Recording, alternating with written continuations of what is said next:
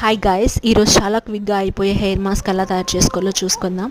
So దీనివల్ల hair smoothening, hair fall and dandruff control అవుతుంది. So మీరు కూడా ఒకసారి ట్రై చేసి మీకు ఎలా వచ్చిందో కమెంట్ చేయండి. So let's get in to the procedure.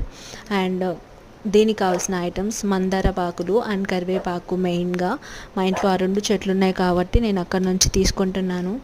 So వర్షం కంటిన్యూస్గా పడుతూనే ఉంది, అందుకని చెట్లు చాలా గ్రీనరీగా ఉన్నాయి. సో మీ ఇంట్లో కూడా చెట్లు ఉంటే ఫ్రెష్వి వేసేసుకోండి, లేకపోతే బయట తెచ్చుకోండి. సో ఇలా తీసుకున్న తర్వాత ఒక్కసారి వాష్ చేసుకుంటాను, సో దట్ దాని మీద ఏం లేకుండా ఫ్రెష్గా ఉండేటట్లు చూసుకోవడానికి.